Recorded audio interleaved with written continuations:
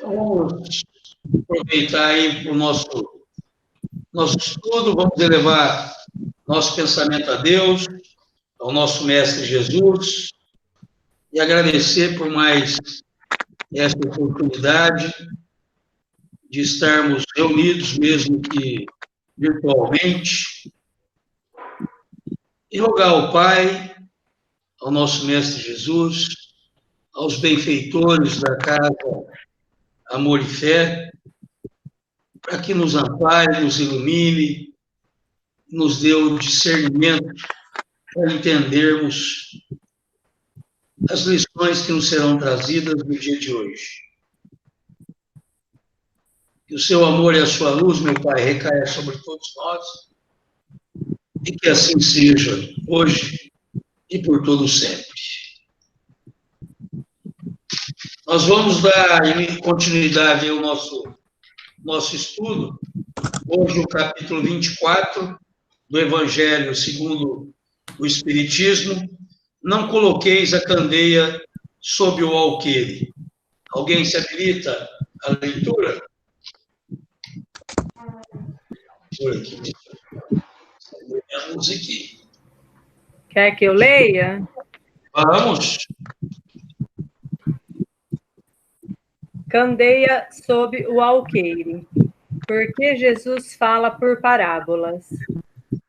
Não se acende uma candeia para a colocar sob o alqueire, mas a colocam sobre um candeeiro, a fim de que ela clareie todos aqueles que estão na casa. São Mateus, capítulo 5, versículo 15. Não há ninguém que, depois de ter acendido uma candeia, a cubra com um vaso ou a coloque sob uma cama, mas a põe sobre o candeeiro, a fim de que aqueles que entrem vejam a luz. Porque não há nada de secreto que não deva ser descoberto, nem nada de oculto que não deva ser conhecido e aparecer publicamente. São Lucas, capítulo 8, versículos 16 a 17. Puxa, eu acho que pode aguardar um pouquinho. Tá. Vamos por parte, que tem bastante coisa. O número 1 e 2 está aí relacionado. Uhum. Que o 3 já entra na questão das parábolas, né? Eita, vamos lá, Zezinho? Vamos, Roberto.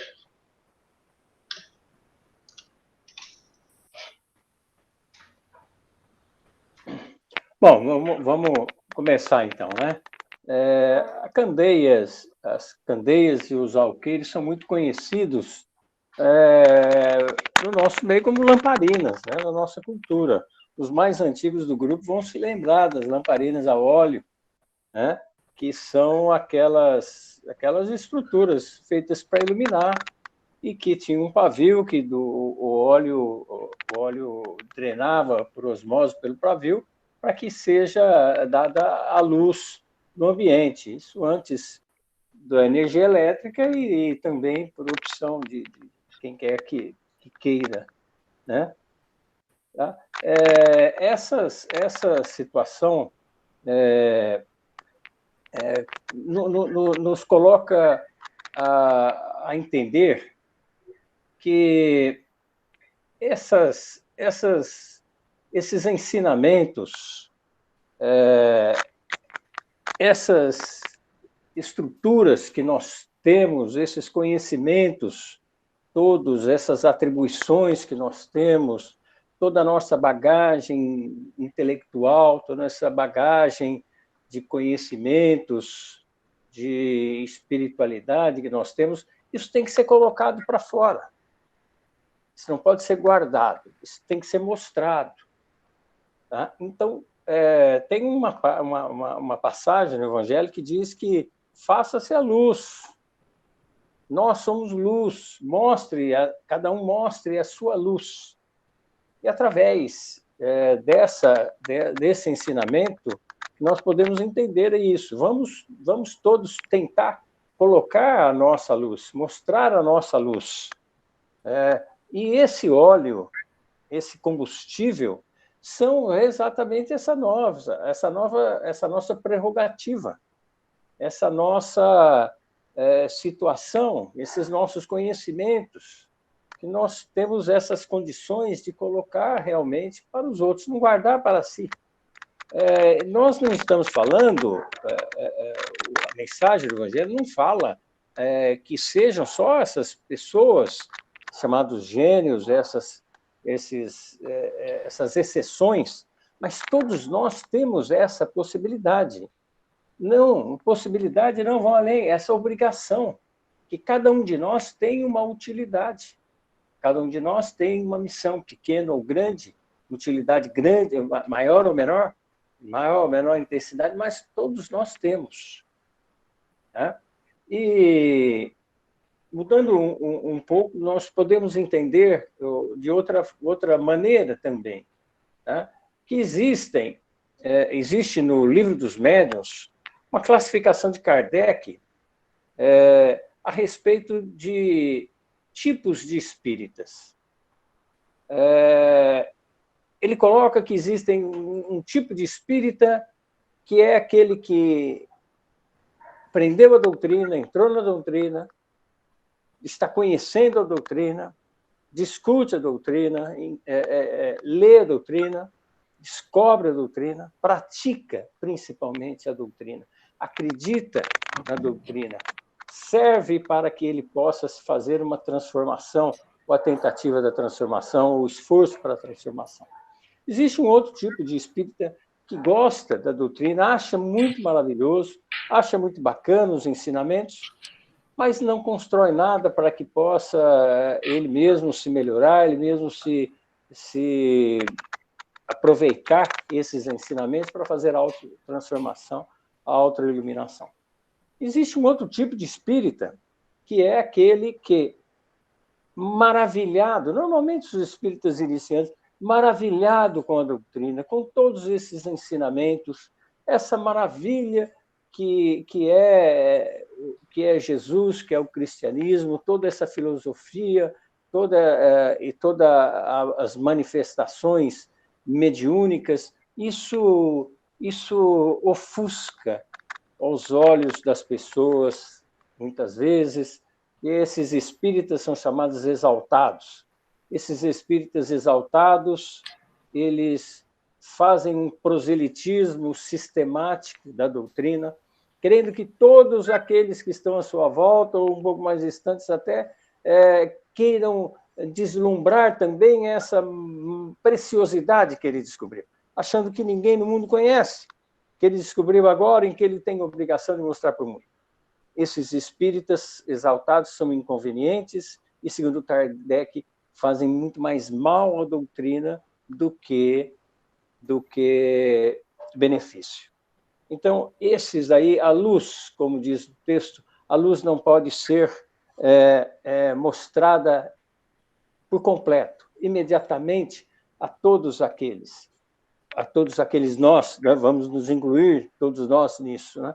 Porque pode nos ofuscar os olhos, pode nos fazer mal e, consequentemente, a doutrina também, de modo geral. Eu não sei se eu avancei muito, mas eu acho que provavelmente.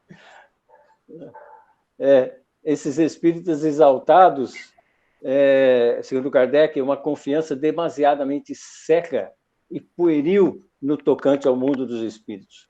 O entusiasmo não reflete, deslumbra. Essa espécie de adeptos é mais nocivo do que útil à causa do espiritismo. Emmanuel, no Fonte Viva, no capítulo 81, a candeia viva, ninguém acende a candeia e coloca debaixo do módio, mas no velador. E assim alumia a todos os que estão na casa. Ele diz assim: muitos aprendizes interpretam semelhantes palavras do mestre como apelo à pregação sistemática e desvairiam-se com as veementes discurso em toda parte. Outros admitiram que o Senhor lhe impunha a obrigação de violentar os vizinhos, utilizando-se de propaganda compulsória da crença, segundo o ponto de vista que lhes é particular. Em verdade, o sermão edificante e o auxílio fraterno são indispensáveis na extensão dos benefícios divinos da fé. Sem a palavra, é quase impossível a distribuição do conhecimento. Sem o amparo irmão, a fraternidade não se concretizará ao mundo. A assertiva de Jesus, todavia, atinge mais além. Atentemos para o símbolo da candeia. A claridade na lâmpada consome força ou combustível. Sem o sacrifício da energia ou do óleo, não há luz. Para nós aqui, o material de manutenção é a possibilidade, o recurso, a vida. Nossa existência é a candeia viva. É um erro lamentável despender nossas forças sem proveito para ninguém, sob a medida de nosso egoísmo, de nossa vaidade ou de nossa limitação pessoal. Coloquemos nossas possibilidades ao dispor dos semelhantes. Ninguém deve amealhar as vantagens da experiência terrestre somente para si. Cada espírito provisoriamente encarnado no círculo humano goza de imensas prerrogativas quanto à difusão do bem, se persevera na observância do amor universal. Prega, pois, as revelações do alto, fazendo-as mais formosas e brilhantes em teus lábios. Insta com parentes e amigos para que aceitem as verdades imprescindíveis. Mas não ouvides que a candeia viva da iluminação espiritual é a perfeita imagem de ti mesmo. Transforma as tuas energias em bondade e compreensão redentoras para toda a gente, gastando para isso o óleo de tua boa vontade, na renúncia e no sacrifício, e a tua vida em Cristo passará realmente brilhante. A brilhar, realmente a brilhar. E eu entendo aqui que a questão realmente é a do conhecimento, né? Não adianta nós termos o conhecimento espírita, o conhecimento das leis de Deus e não passá-los adiante. Eu vou estar sendo da mesma forma egoísta, da mesma forma mesquinho comigo, com os outros. E no outro estudo que eu peguei aqui, ele fala a respeito que essa luz nós podemos entender como sendo a verdade das leis de Deus, que ele mostra a verdade para todos, na sua criação, porque todos são filhos de Deus. Uns mais adiantados, outros menos, mas a obrigação é daqueles que são mais adiantados. E aí, nós precisamos lembrar que sempre as parábolas falam, o José já trouxe isso para a gente várias vezes, é sempre a questão moral. Os mais adiantados moralmente têm obrigação de passar para os menos adiantados. O espírito é a luz, e o combustível é o corpo físico, é a matéria. O espírito que traz a bagagem de todo esse conhecimento, de toda essa possibilidade da luz, mas ela só se manifesta com o combustível, com o alqueire, com essa reserva, com esse meio de execução das coisas espirituais, que é o corpo físico. Né? E Jesus fala por parábolas, né? Porque, à medida que nós vamos amadurecendo, vamos saindo da infância espiritual, e cada dia, cada vez, cada encarnação, cada situação evolutiva melhor, nós vamos interpretando melhor as parábolas. Né? Não duvidem que daqui a 200 anos, daqui a tanto tempo, a interpretação das parábolas vai ser outra. Porque nós estamos realmente ainda... Pois é, nós estamos no mundo de provas e expiações. Se nós fôssemos fazer uma avaliação de uma nota para nós de 0 a 10, seria abaixo de 5. Então, nós não temos ainda essa intelectividade suficiente para a interpretação exata dessas coisas. O que nos é possível é isso, perante a nossa luz. Faça brilhar a nossa luz na medida do possível, na medida do nosso entendimento. Sem dúvida, né? Porque a parábola ela vem cercada vamos dizer, de alegorias que os mais adiantados à época entendiam, porque a parábola é colocada de acordo com os costumes da época, né? Jesus disse de acordo com os costumes da época, de forma alegórica,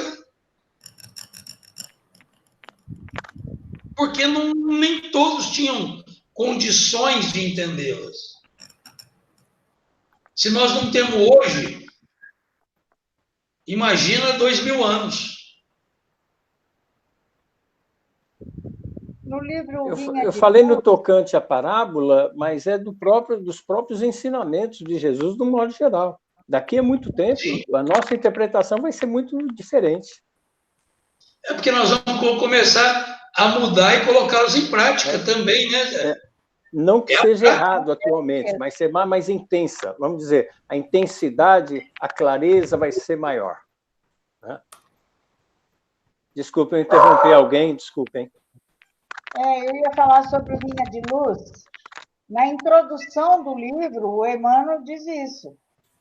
Se a candeia ilumina, queimando o próprio óleo, se a lâmpada resplende, consumindo a energia que a usina lhe fornece, ofereçamos a instrumentalidade da nossa vida e aos imperativos da perfeição, para que o ensinamento do Senhor se revele por nosso intermédio, aclarando a senda dos nossos semelhantes. O Evangelho é o sol da imortalidade que o Espiritismo reflete com sabedoria para a atualidade do mundo. Brilhe vossa luz, proclamou o Mestre. Procuremos brilhar, repetimos nós. Achei lindo o texto e bem oportuno. Mas para que acenda essa candeia, é necessário aquele esforço, tá? A gente está sempre voltando no assunto da iniciativa, tá? O esforço, você consegue acender uma vela, você acende uma vela, depois dela acesa, você acende 100. Mas o esforço, a iniciativa foi de acender a primeira. Assim, eu acredito que a candeia, que a luz que nós temos que acender, seja assim, tá?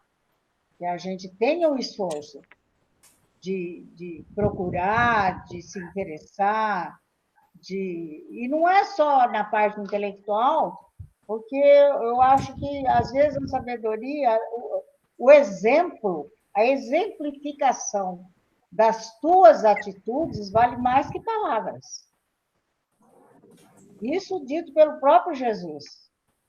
Dito pelo próprio Jesus naquele livro que eu fui até buscar, que eu achei demais também, que é o Boa Nova, do Chico Xavier. Sabe? Ele diz isso, que a luz ilumina, dispensando os longos discursos. Porque essa luz que ele está falando, que eu entendo assim, é você mudar, é aquela reforma interior que todo mundo fala, né? Está nos gestos, está no teu trabalho, quando você trata o seu colega de trabalho, no seu centro espírita, como você cuida dos seus colegas, na sua casa, com a sua mulher ou com o seu esposo. Então, é por aí, né? É por aí. Aí nós já estamos acendendo a nossa candeia. Por quê? Porque na medida que nós colocamos ela para o alto, no candeeiro, que é a proposta de Jesus, é colocar ela para o alto, para que todos vejam. Como que a gente faz? Exemplo, não é? Como o Flavinho leu de Emmanuel, a luz são todos os nossos recursos, de modo geral. Não é inteligência ou isso ou aquilo, são todos os recursos da bagagem espiritual que nós trazemos, de outras e tantas encarnações. Sim, dado por quem? Por Jesus, né? É isso que ele fala que não só pela palavra, mas também e principalmente através da vivência dessa verdade. Sim, sim. Né? Ele, aqui nesse estudo que eu estou, ele continua da seguinte, porque não guardá-la para si, não ficar com apenas ela, seu intelecto, mas como mais um conhecimento, mas divulgá-la através dos seus atos, atitudes, irradiando a luz da verdade que já possui. Devem os filhos imitar o Pai, que nada impõe. Deus não impõe nada, mas também não esconde o que pode ser visto, entendido, aprendido e praticado. Porque na própria sequência aqui, porque não há coisa encoberta que não haja de saber-se e fazer-se pública. Está aí. Nós temos que buscar, como a Yerta colocou. Fazer o esforço, né? Temos que buscar, fazer o esforço. Vamos no 3 aí, gente? Vai, vamos. Quem continua, Sueli? Você vai, Su?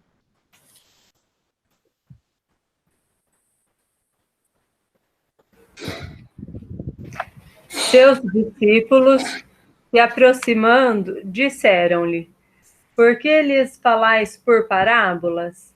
E lhes respondendo disse: Porque para vós outros vos foi dado conhecer os mistérios do reino dos céus, mas para eles não foi dado.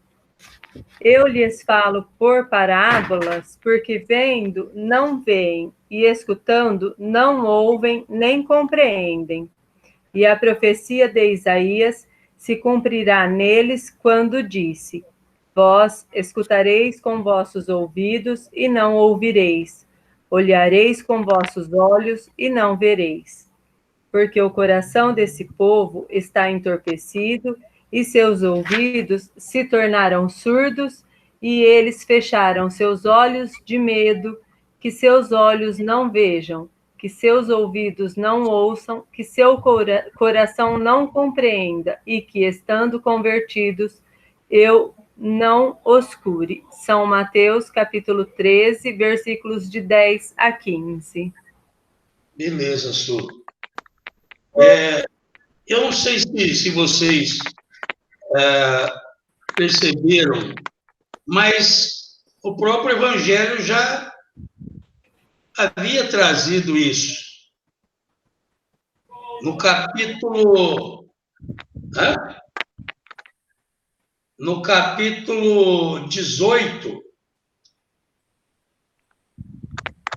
já falava das parábolas.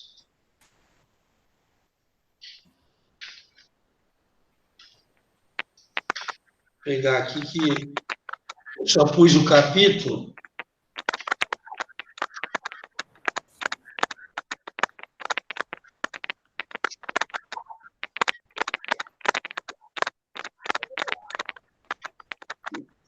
15.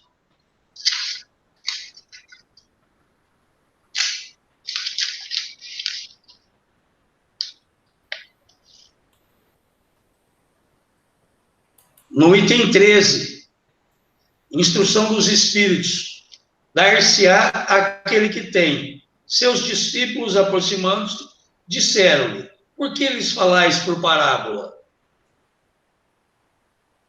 Então, Kardec traz aí, pela segunda vez, a questão de Jesus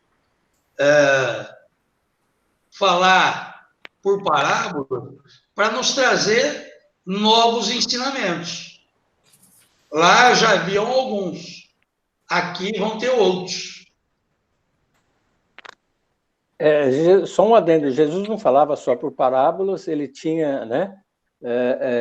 Ele tinha uma técnica, um método de ensinamento ao público que era muito diferente do método de ensinamento aos discípulos. Tá? Porque ali, junto com os discípulos, existem várias passagens que o Evangelho relata que aí Jesus se retirou com os discípulos e começou a lhes dizer isso, a lhes ensinar outras coisas que não fazia em público, porque os discípulos eram realmente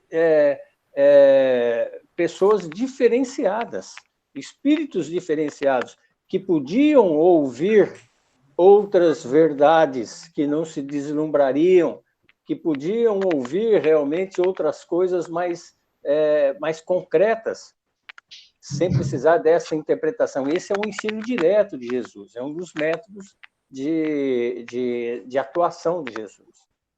Eles já estavam preparados, né, Zé? Exatamente. Eu me referi, eles preparados espiritualmente para receber outros ensinamentos.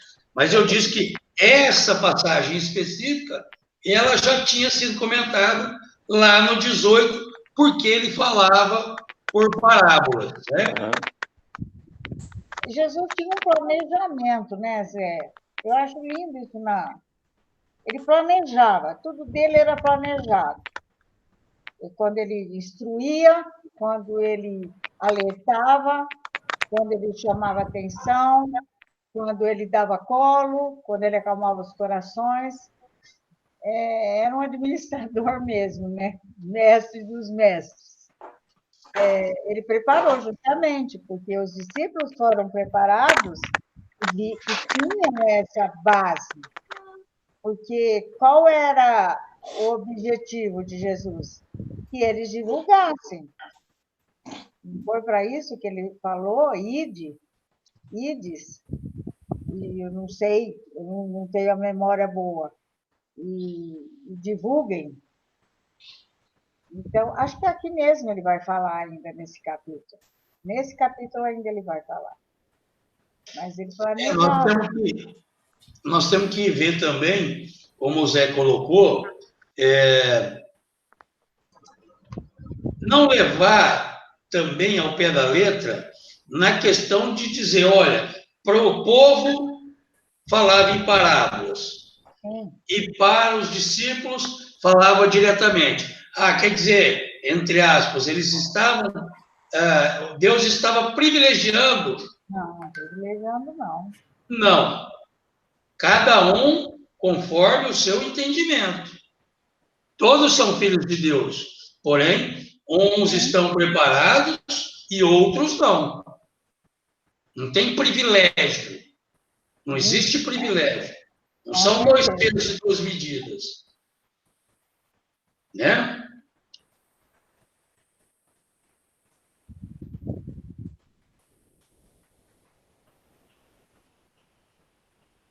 Vamos, Roberto. Não fica com essa carinha sua olhando para o alto, não. Como que você não está aqui? Você está sim, Santinho. Não, eu só estou observando aqui a produção de hoje. Queremos te ouvir, meu bem, também. Eu queria uma explicação, que eu não achei de jeito nenhum, procurei no dicionário. O que é esse tal de módio que eles falam, gente? Módio é uma medida. Aonde? Não sei onde você viu isso. Módio. M-O-D-I-O. Eles falam. Pelo Fonte Viva aqui fala, Roberto. Ah, tá. Pode ser, Guilherme, pode ser. Eu vou até ver aqui no Eu achei. pensamento do Haroldo, pode ser questão de tradução, tá? Pode ser questão de tradução, porque é o mesmo texto de não coloque a candeia debaixo do alqueire. É a mesma passagem. Mateus 15. Não, eu sei bem, mas eu queria saber a palavra, porque eu fui procurar e a palavra é uma medida de como é que fala? É uma medida de capacidade que era usada entre os romanos. Alqueire também meu amor. O alqueire é uma medida de valor. É medida de terra. Você imagina a candeia. A candeia é uma lâmpada em Sei. que você vai despejar o óleo dentro. Você despeja o óleo dentro da candeia pelo alqueire. O alqueire é uma medida de valor, né? Então, é nesse sentido. Por isso que Jesus vai trabalhar com essa concretude, né? O que o Flávio estava dizendo, Jesus, quando trabalha por parábolas, as parábolas para esse povo hebreu, judeu, né, elas são concretas, né? Elas trazem muita concretude. É diferente do povo grego que trabalha com coisas abstratas, né, de modo filosófico. Então, a ideia de Jesus é exatamente essa. Quer dizer, olha, você não pegue a candeia, a lâmpada, né, e ponha debaixo né, quer dizer, você vai pôr lá e põe o vasinho, o alqueire por cima, né, que você vai tampar e vai ofuscar e vai apagar a luz. Quer dizer, esse é o sentido literal. E qual é o sentido filosófico? Quer dizer, é esse todo que foi desenvolvido aí, nesse momento, né? Que falaram, né? Então, quer dizer, No esse Novo Testamento, Roberto, você tem aí a tradução do Haroldo Dutra, ele fala o seguinte, que módio é a medida romana para coisas secas, aproximadamente 35 litros. O vocabulário também designava o vasilhame, que você falou agora, utilizado para guardar o azeite, cuja capacidade em litros era aproximadamente igual à da unidade de medida, ou seja, 35 litros. Na Palestina, era costume guardar a candeia apagada debaixo desta vasilha. Exatamente. O alqueire são 8 litros. Como, Zé? O alqueire é 8 litros. Então pode ser a questão dessa da tradução, né? Da tradução. Um falou módio, outro falou alqueire. Então, é igual você pegar o Evangelho. O Evangelho tem várias traduções e, às vezes, difere alguma palavra. No grego, é mais difícil ainda, porque algumas palavras, pelo que eu li do Haroldo, num livrinho que o Zé levou, inclusive, para o centro, aquele chamado Pérolas, lembra, Zé? Uhum. As pérolas. Tem algumas palavras que têm vários e vários sentidos. Então, precisa saber o grego, o hebraico, e aí chegar um bom termo.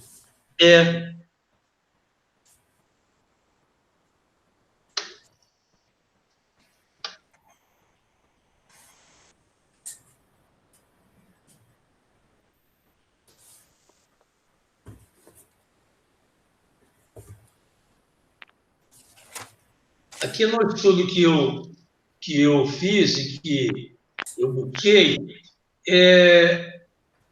ele vem falando da questão aqui ainda das parábolas, e nós continuamos aí a leitura.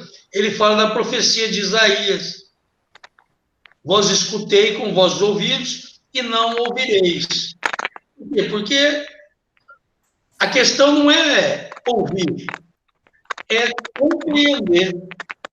Eu acho que já teve um estudo que nós fizemos aí, que nós comentamos alguma coisa a respeito disso. Ouvir, se não for surdo, todo mundo ouve. Agora, entender o que está sendo dito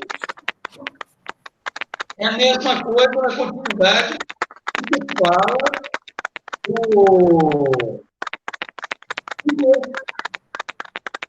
A gente, se não for cego, todo mundo viu. Mas vai entender o que está vendo? Então, ele fala aqui, que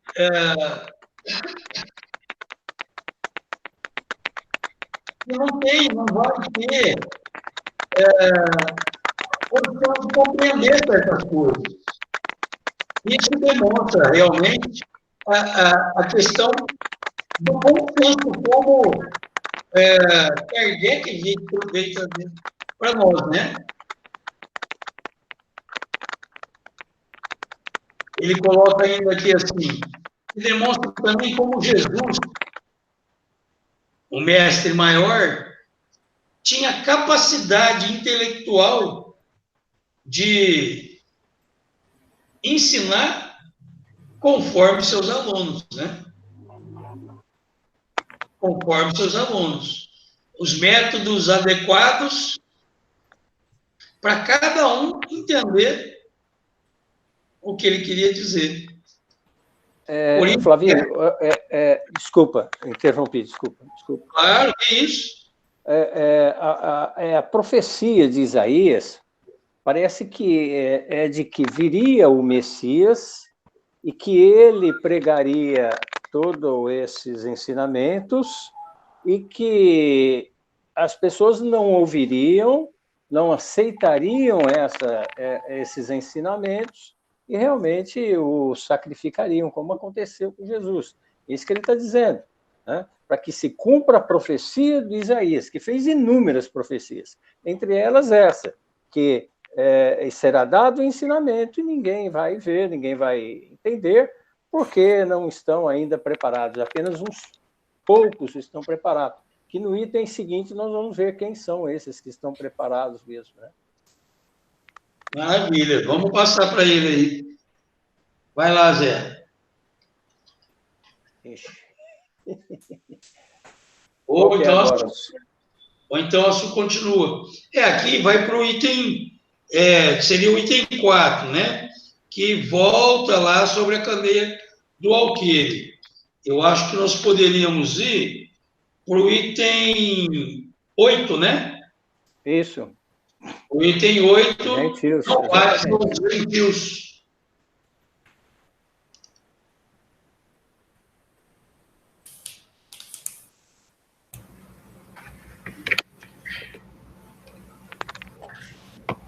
Continua? Vamos lá. Não vades aos gentios. Jesus enviou seus 12, os apóstolos, depois de lhes ter dado as instruções seguintes: não vades aos gentios, e não entreis nas cidades dos samaritanos, mas ide antes às ovelhas perdidas da casa de Israel. E nos lugares para onde fordes, pregai, dizendo que o reino dos céus está próximo. São Mateus, capítulo 10, versículos de 5 a 7.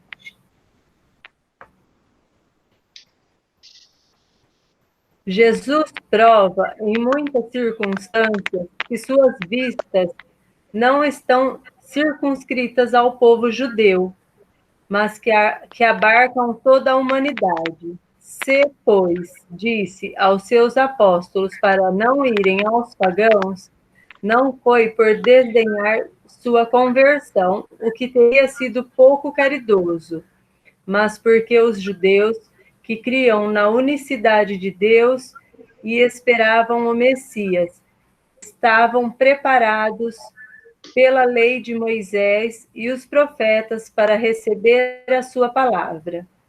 Entre os pagãos, a própria base faltando, tudo estava por fazer, e os apóstolos não estavam ainda bastante esclarecidos para uma tão pesada tarefa.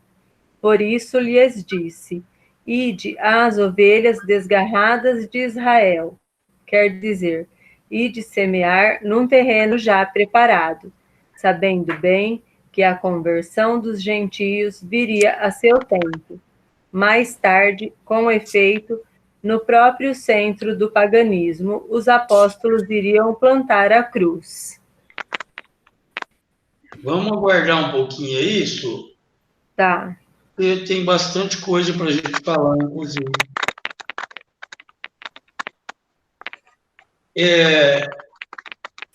A palavra gentil significa entre os hebreus, ou aquele que é estrangeiro ou não professa a religião judaica. Isso por quê? Porque não eram todos ali vamos dizer, como é que eu vou falar? Da região que eram judeus, que professavam as mesmas religiões, ao contrário, eram diversas. Então, aqui no início ele já fala, suas visitas não estavam circunscritas ao povo judeu, mas abraçavam a toda a humanidade. Independentemente de ser aceito ou não, ele veio para trazer a luz a todos, como nós vimos anteriormente. Deus é Pai de todos. Muito bem, aí no texto ele disse para não entrar nas cidades dos samaritanos, que era um povo isolado do território judeu. Eles tinham a sua crença individual. Eles não estavam realmente, como Jesus mostra, não estavam em sintonia com aquilo que Jesus estava propondo. Ele diz para ir buscar as ovelhas perdidas da casa de Israel. Ovelhas, o rebanho, né? Ovelha significa o rebanho, ou seja, aquelas ovelhas que estavam perdidas, que estavam descontentes com a situação atual, com o conceito atual, com o desenvolvimento da religiosidade atual, que era regida pelos fariseus, né? E pelos todos os doutores da lei, que realmente praticavam muito mais a exterioridade material das coisas do que realmente a espiritualidade e a religiosidade necessária que Moisés já tinha dado. Esses daí, então, Jesus veio pregar aos judeus que já estavam realmente preparados, semear em solo fértil, porque eles acreditavam já em um Deus único, não eram como os gentios, tinham deuses da cultura camponesa, de modo geral, né? E já tinham um Deus único, que Moisés já tinha incutido essa ideia através dos 10 mandamentos. Aos gentios, quem é que deveria cuidar dos gentios? Seria para frente, seria o apóstolo Paulo, apóstolo dos gentios. Esse sim se dedicou a vida toda para realmente espiritualizar esse povo realmente que estava vamos dizer, num nível espiritual um pouco menor, menos intenso. Vamos dizer assim, né, Zé? Ele adiou para mais tarde. Estava na programação, né? Sim. Como a Herda falou, a programação dele estava certa. Tudo tinha um sentido, uma lógica. Né? Porque o sal estava preparado, né, Roberto? Todos os terrenos serão semeados. todos os terrenos serão semeados. Só que existem terrenos que estavam preparados e outros que ainda não estavam preparados. Então, não adiantava você jogar a semente em terreno não preparado, porque essa semente não frutificaria, não floresceria. E ele sabia disso, ele tinha muita consciência disso, ele sabia com que ele estava lidando, como que ele ia lidar com essa situação, né? Inclusive, ele também não subjugava a capacidade dos apóstolos. Ele sabia que os apóstolos eles poderiam dar uma resposta até um certo limite. Não obstante fossem alguns espíritos escolhidos por ele, que estavam, sim, um pouco mais adiantados, mas ainda estavam muito longe de serem espíritos puros, né? Então, ele sabia até onde esse pessoal poderia ir, né? É engraçado que eu estava vendo falar e tinha lido isso aqui, eu me lembrei de uma história do Chico, né? Se a gente puder fazer um paralelo assim, né?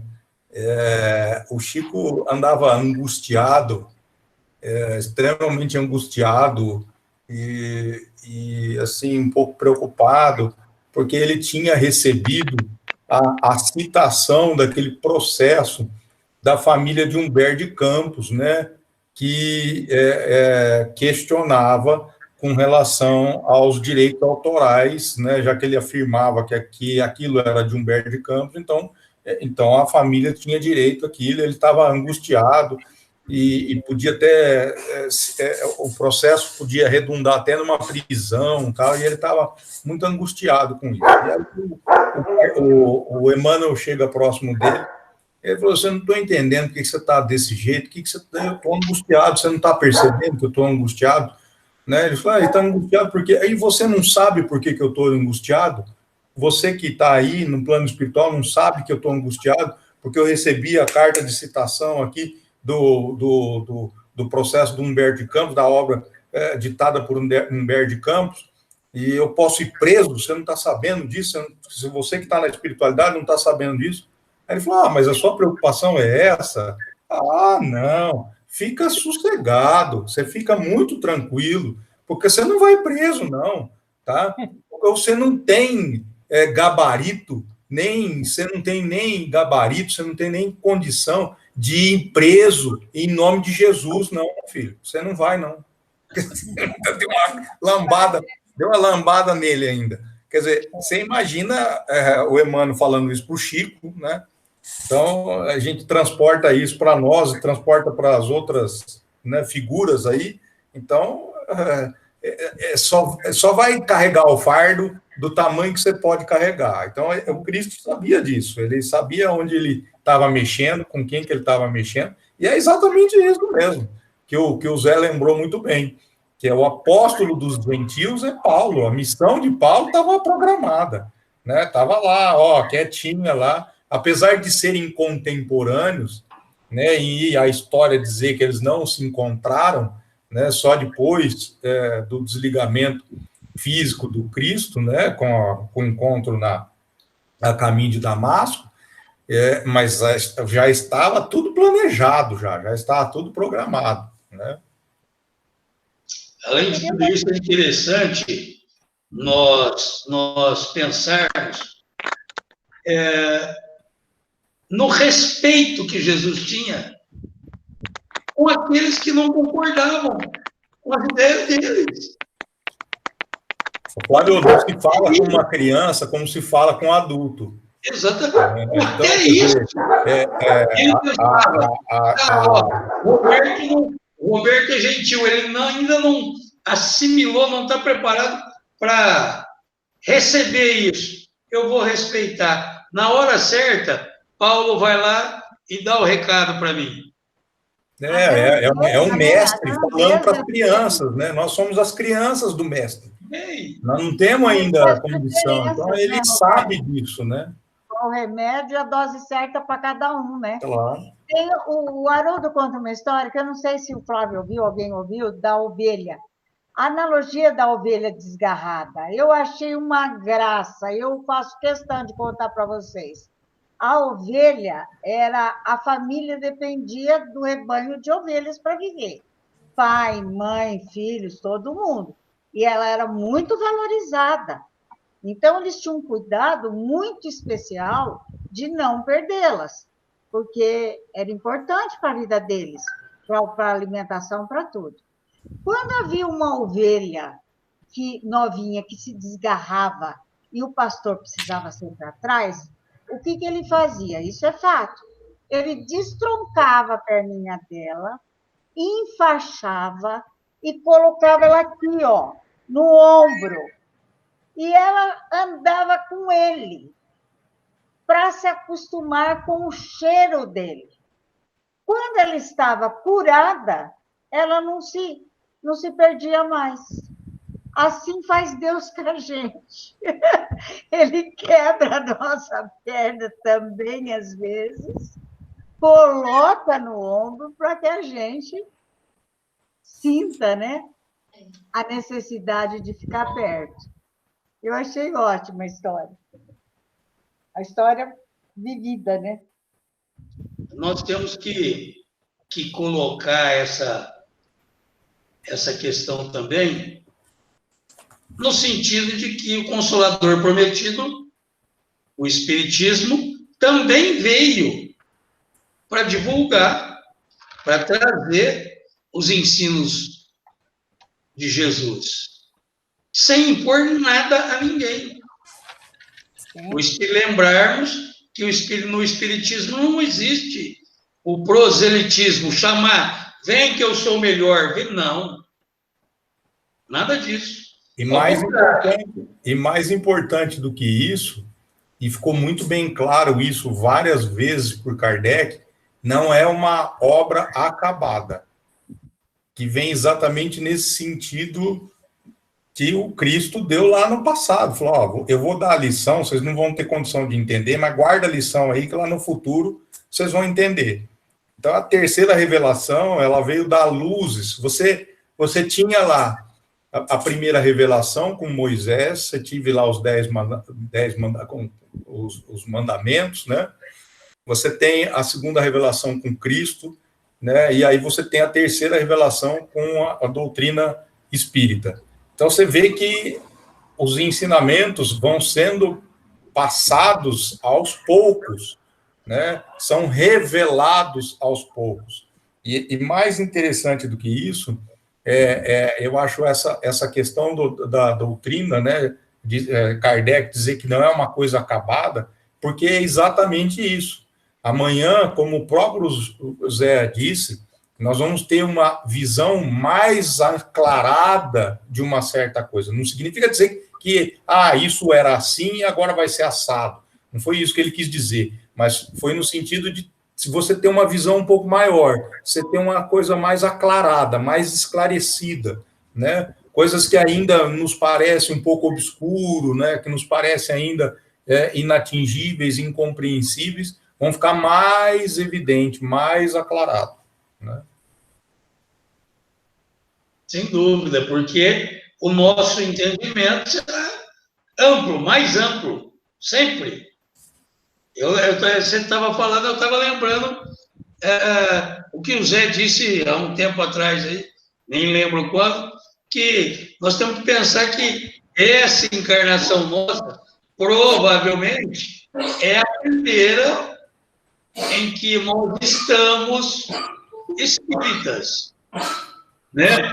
Então, daqui a uma, duas, sei lá quantas encarnações, pode ser que nós já tenhamos sido mais duas, uma, duas, sei, o entendimento será diferente, sem dúvida, sempre, sempre.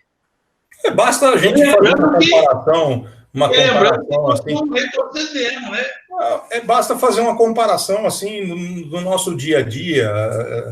Quem tem o hábito da leitura, às vezes você lê uma obra 2, 3, 4 vezes, 5 vezes, né? Eu falo por experiência própria como professor, toda vez que eu vou preparar a aula, mas eu já li esse livro, mas eu leio de novo, leio de novo.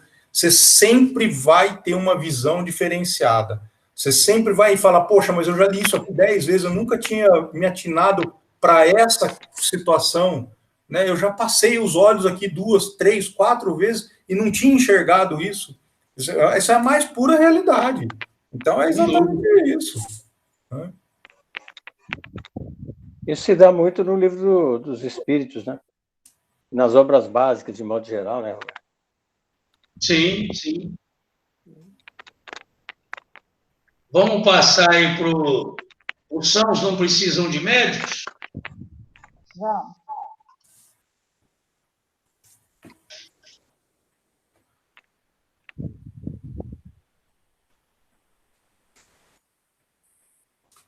O item 11, Su.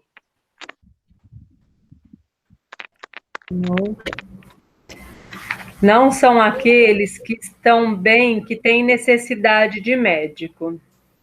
Jesus, estando à mesa na casa desse homem, Mateus, aí vieram muitos publicanos e pessoas de má vida que se assentaram à mesa com Jesus e seus discípulos. O que os fariseus, tendo visto, disseram aos seus discípulos: por que vosso mestre come com os publicanos e pessoas de má vida? Mas Jesus, os tendo ouvido, disse-lhes: não são aqueles que estão bem, mas os doentes que têm necessidade de médico. São Mateus, capítulo 9, versículos 10 a 12. Muito bom. Mais uma vez, exemplificando aí que não há distinção, não há absolutamente nada de discriminação, né? Flavinho, esse versículo fala diretamente a nós. Estamos sentados à mesa com Jesus. Se nós não estivéssemos necessitados desses ensinamentos, provavelmente estaríamos fazendo outras coisas. Mas não, estamos aqui sentados à mesa com Jesus. Né? Nós somos essas pessoas, publicanos e gente de má vida. Caiu, o chapéu caiu na nossa cabeça. E é por isso que não há discriminação nenhuma. Ele não sentava só com os bons, ele sentava com os ruins, com os ladrões, com as prostitutas, com todos, não há discriminação nenhuma, né? É isso aí.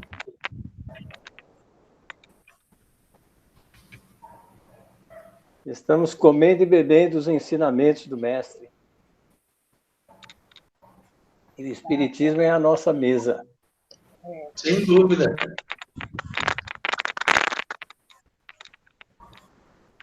Por isso que o objetivo dele é acender a candeia, né? Manter acesa, porque o difícil é manter acesa.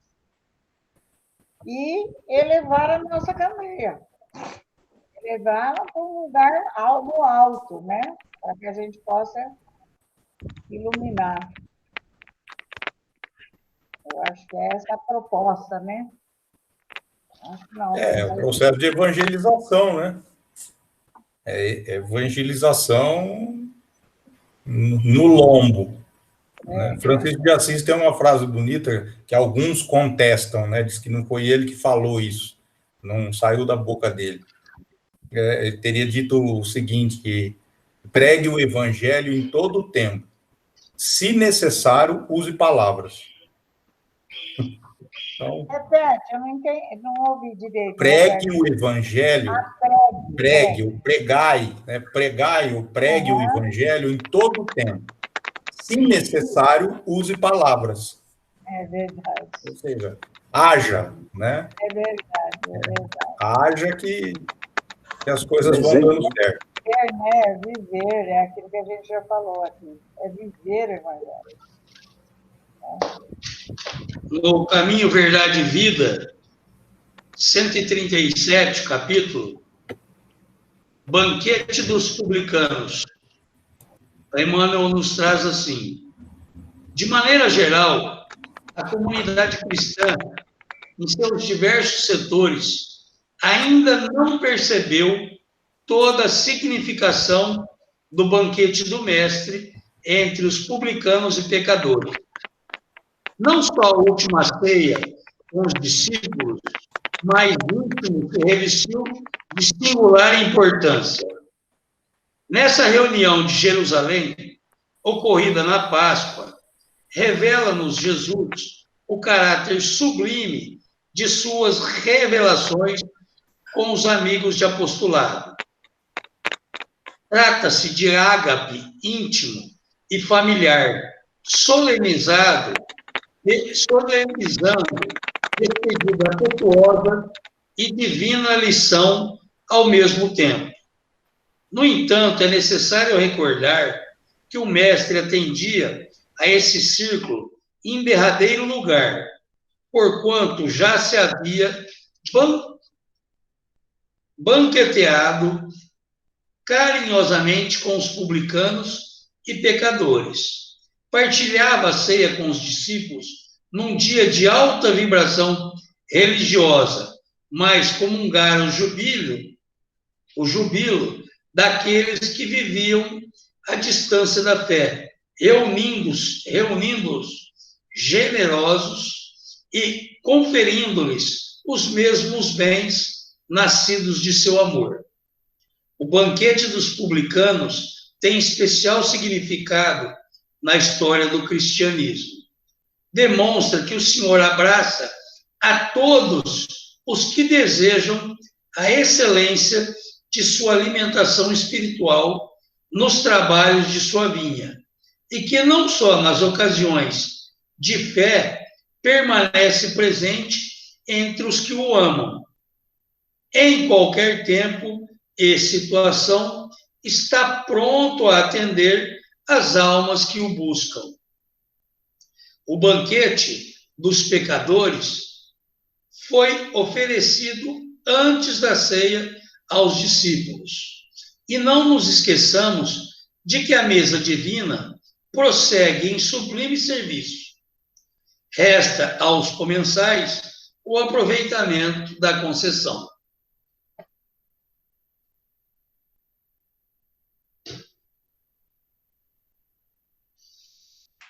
E aí nós chegamos aí nos nossos finalmente, em razão do horário, ficando, entre aspas, aí para trás, a coragem da fé e o carregar da cruz.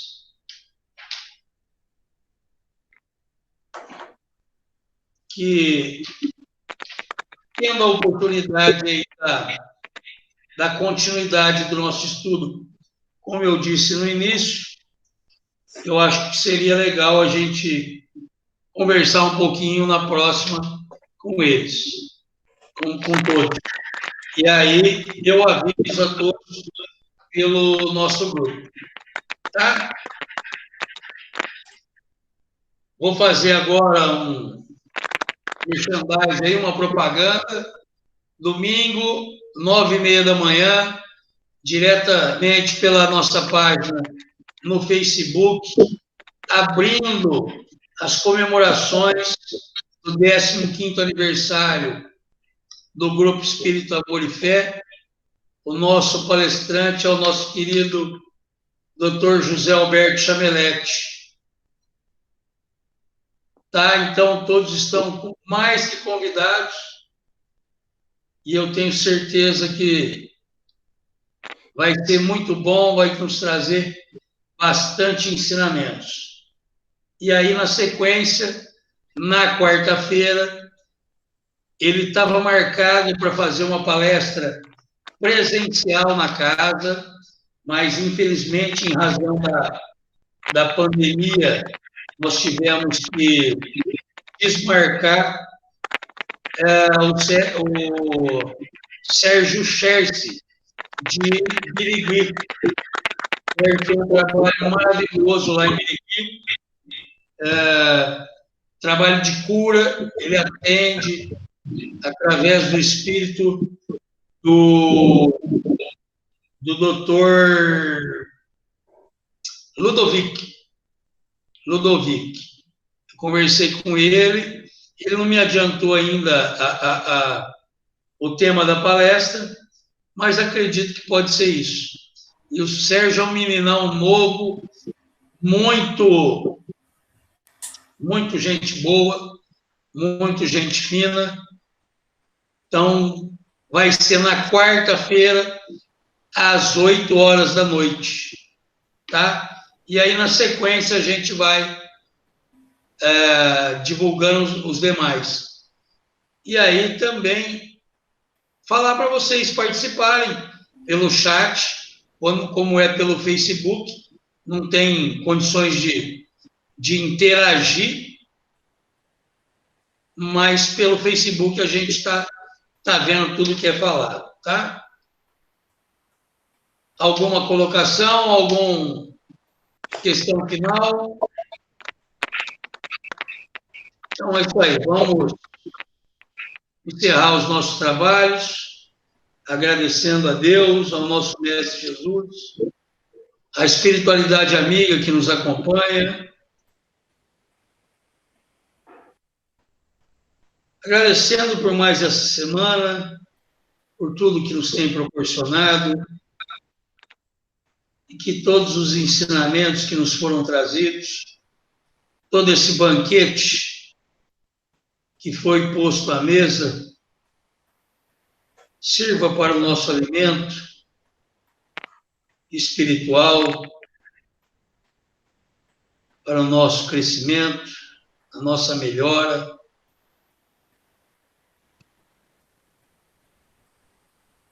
E que todos recebam as bênçãos do céu. Obrigado mais uma vez, meu Pai. Esteja conosco hoje e por todo sempre. Sim, sim. Pai nosso que estais no céu, santificado seja. Venha a nós o vosso reino, seja feita a vossa vontade, assim na terra como no céu. O pão nosso de cada dia nos dai hoje, perdoai as nossas dívidas, assim como nós perdoamos os devedores. Não os deixeis cair em tentação, meu Pai, mas livrai-nos e guardai-nos de todo mal, pois que é teu reino, o poder e a glória para todos sempre. Que assim seja. Beijão para todos. Fiquem com Deus. Tchau, boa noite. Boa noite. Boa noite. Até mais.